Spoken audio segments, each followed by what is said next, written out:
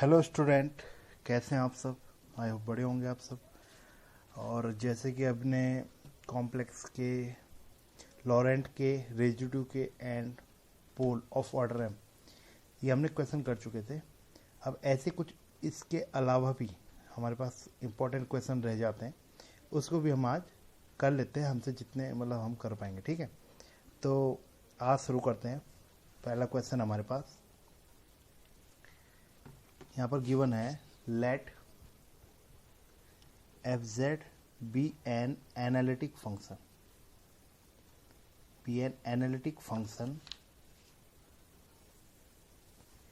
with a simple pole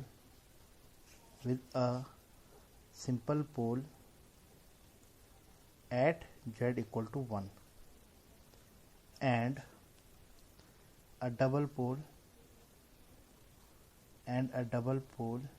at z equal to 2 with residue 1 and -2 respectively. Further,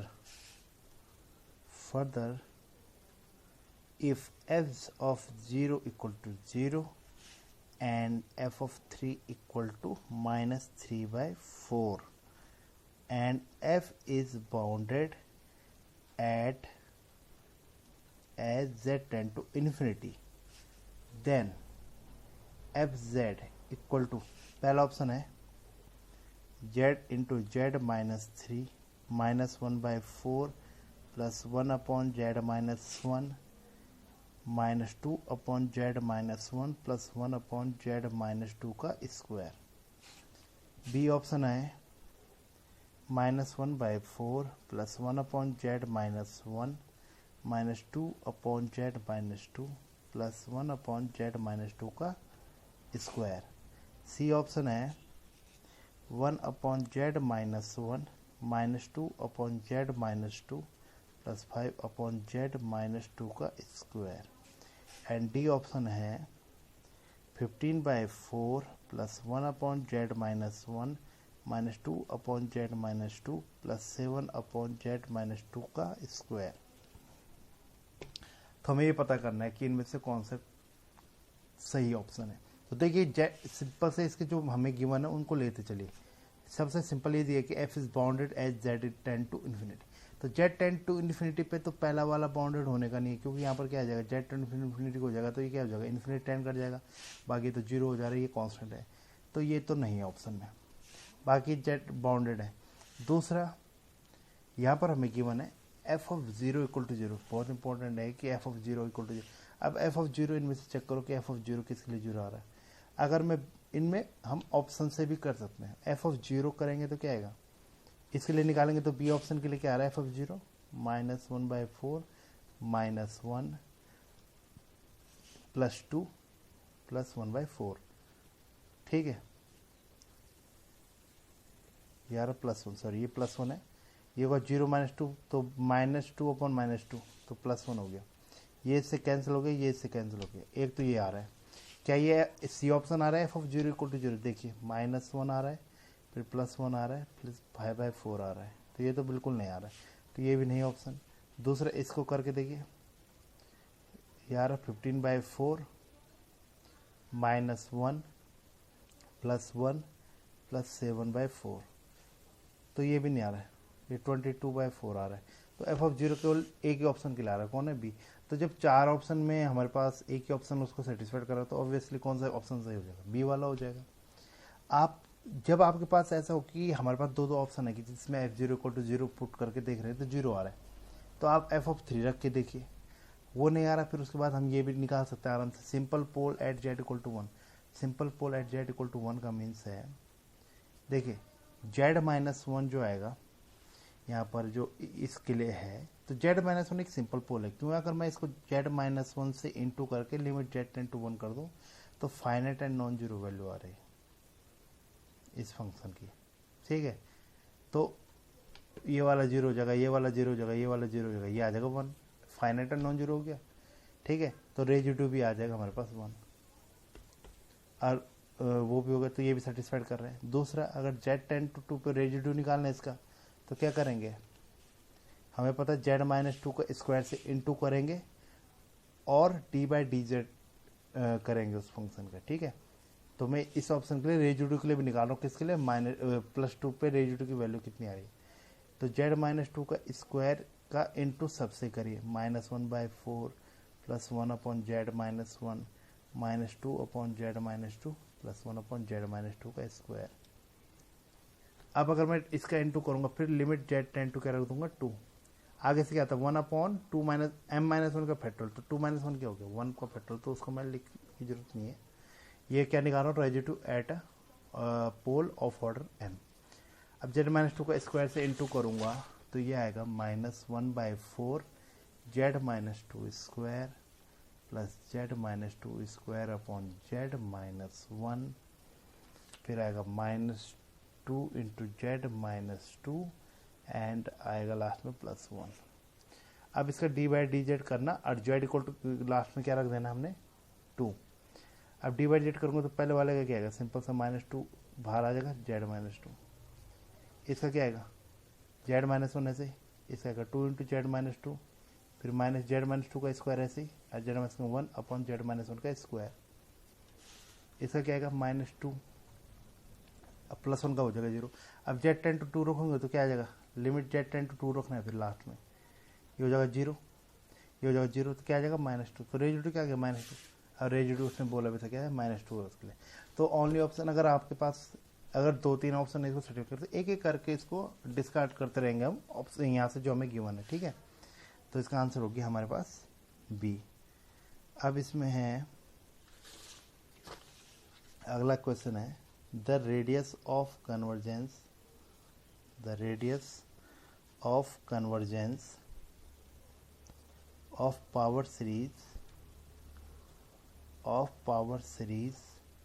of function fz equal to 1/1 माइनस z about z equal to 1/4। अगर ऐसा given है, हमारे पास option है 1, b है 1/4, c है 3/4 and d है 0। तो क्या करना है, इसकी सिंगुलरिटी निकाली, क्या है z इक्वल टू 1 सिंगुलरिटी है, पोल है वो।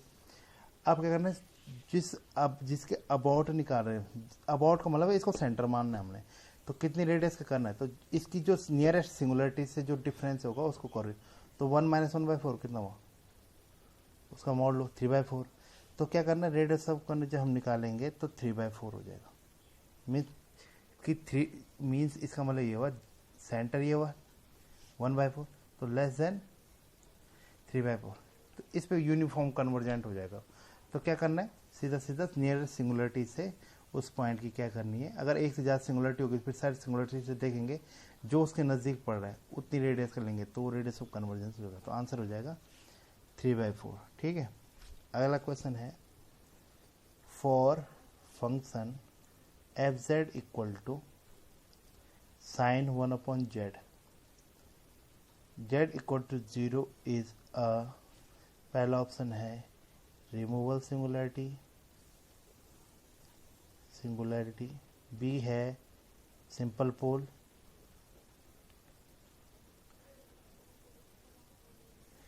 सी है ब्रांच पॉइंट एंड डी है इसेंशियल सिंगुलरिटी। तो देखिए, जब हम क्या करेंगे, लिमिट जेड टेन टू 0 निकालेंगे तो सेटिस्फाइड करते क्या, कुछ आती है वैल्यू, एग्जिस्ट नहीं करती, तो रिमूवल तो है ही नहीं। दूसरी बात, पोल में क्या करेंगे, जब हम सिंपल सा हम वो भी कर सकते हैं, इसका एक्सपेंशन निकालिए, इसके जब हम एक्सपेंशन से भी कर सकते हैं आराम से, या आप क्या कर सकते हैं कि जो वो लिमिट के मेथड से करना है पोल, तो लिमिट z - 0 की पावर आप m कितनी भी करें, फाइनाइट नंबर चाहिए हमें, इंटू sin 1/z, m होना चाहिए फाइनाइट, ये लिमिट एग्जिस्ट करनी चाहिए, तो ऐसा m हमें नहीं मिलेगा, तो असल में ये जो है पोल भी नहीं है इसका z इक्वल टू 0, ठीक है। तो लिमिट z टेंड टू 0 ये क्या आ रही है, डिफाइंड नहीं आ रही, तो ना इधर वो हो गए, तो क्या हो गया हमारे पास, इसका आंसर हो जाएगा एसेंशियल सिंगुलरिटी, बी, ठीक है। अब आता है अगला question, for the function F Z equal to 1 minus e to the power minus z upon z. The point z equal to 0. The point z equal to 0 is, पहला है an essential singularity,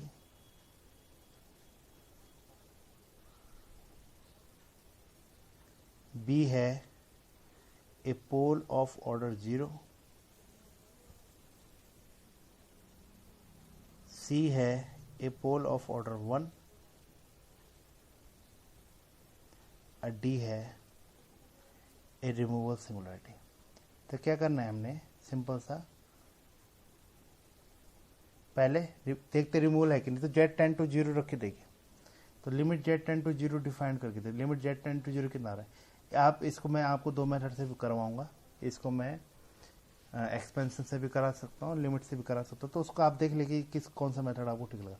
तो limit Z tend to 0 1 minus के power minus Z upon Z, limit Z tend to 0 को क्या आएगा, e की power 0 1 हो जाएगा, 1 माइनस 1 0.0 फॉर्म बनी। तो एल ऑपरेटर लगाओगे क्या आएगा, ये आएगा 1 का हो जाएगा 0, माइनस e की पावर माइनस जाएगा, माइनस e की पावर माइनस जेड तो हो जाएगा प्लस e की पावर माइनस जेड हो जाएगा, और जेड का हो जाएगा 1। Limit Z tend to 0, limit Z tend to 0 करेंगे तो e की पावर माइनस 0 आ रहा है, मीन्स e की पावर 0 आ रहा है, तो कितना आगे हुए वैल्यू 1। तो क्या लिमिट एक्सिस्ट कर रही है, तो क्या हो गया, ए रिमूवल सिंगुलरिटी होगा, सिंपल सा, ठीक है। क्योंकि आप क्या कर सकते, रिमूव इसको एक्सपेंशन से करना है तो देखिए ऐसे कर सकते हो, 1 माइनस ई के पावर माइनस जेड का एक्सपेंशन क्या होता है, 1 minus Z plus Z square upon factorial 2 minus Z cube upon factorial 3 and so on upon Z. अब इस 1 से 1 कट जाएगा, ये प्लस जेड से डिवाइड करोगे तो 1 minus Z upon factorial 2 plus Z square upon factorial 3 and so on. तो इसमें सारी कैसी पावर आ रही है हमारे पास, पॉजिटिव पावर कह सकते हैं जेड की, लॉरेंट एक्सपेंशन क्या होगी इसका, तो इसमें केवल जेड की पॉजिटिव पावर आ रही है, 0 आ रही है, पॉजिटिव पावर नेगेटिव नहीं आ रही। तो जब नेगेटिव पावर नहीं होती तो वो जो होती है वो सिंगुलरिटी या रिमूव सिंगुलरिटी होती है, तो आप इससे भी कर सकते हैं, ठीक है। अब आगे हमारे पास अगला क्वेश्चन है हमारे पास, expansion of function, expansion of function F Z equal to 1 upon 3 minus 2z in power of z minus 3 and the radius of convergence, radius of convergence of series so obtained are, पहला option है हमारे पास -1/3 1 minus 2/3 z minus 3 plus 4/9 z minus 3 की square minus and so on, radius of convergence कर दे रखा z minus 3 less than 3। B option हमारे पास -1/3 1 minus 2/3 z minus 3 plus 4/9 z minus 3 square minus dot dot dot, ये दिया z minus 3 less than 3/2।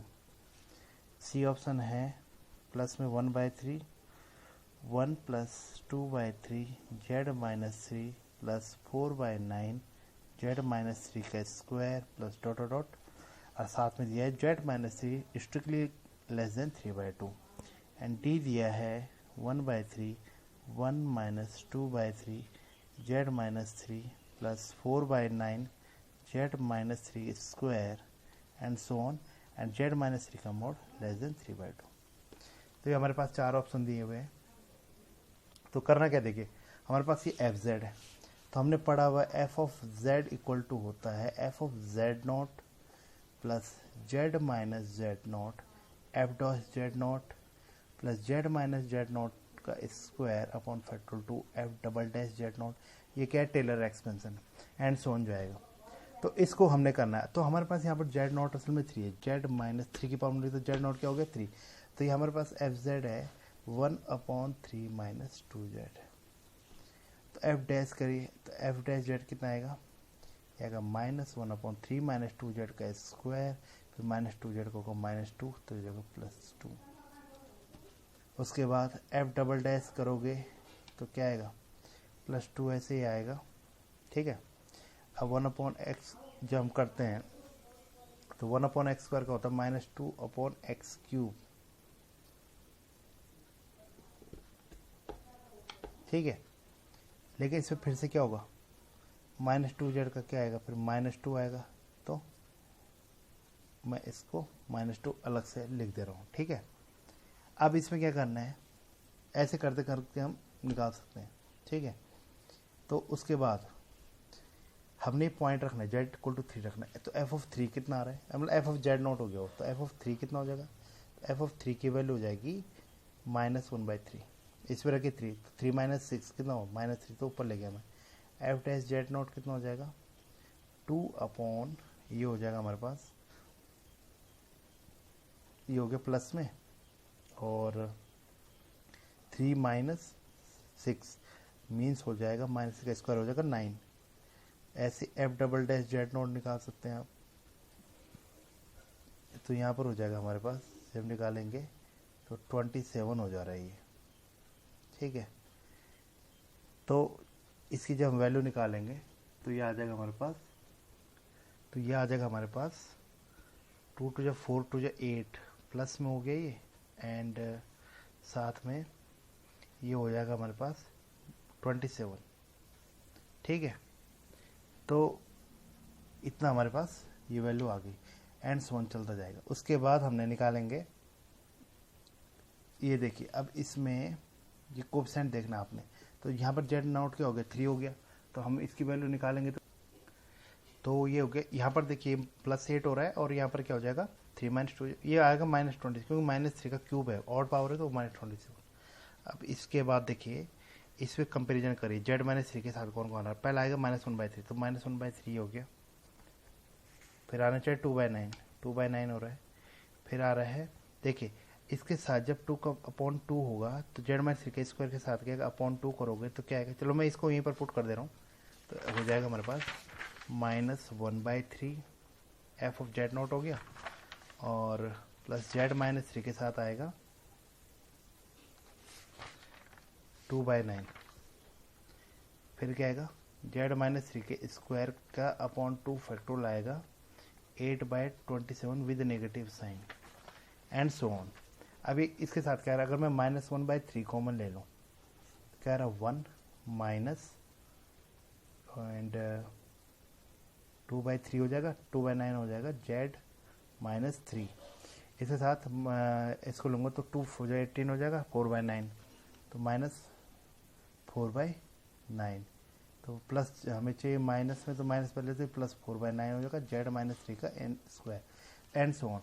तो ये कौन सा ऑप्शन हो रहा है, इन दोनों में से एक है हमारे पास। ठीक है, ये भी और ये भी। अब देखते हैं वो कितना हो रहा है, रेडियस ऑफ कन्वर्जेंस। तो सिंपल से क्या निकालना है, जो हमारे पास 1/3 - 2z है फंक्शन, इसकी सिंगुलरिटी आ रही z=3/2 पे, तो 3 से नियरेस्ट, अब z-3 अबाउट बोला पावर में, तो 3 से नियरेस्ट डिस्टेंस निकालो, कितना आएगी 3/2। तो आपने क्या करना है, mod of z-3 less than 3/2, इस पर कन्वर्जेंट हो जाएगा। तो कौन सा आंसर हो जाएगा इसका, बी। ठीक है, तो आंसर हो गया इसका बी। अगला है हमारे पास क्वेश्चन,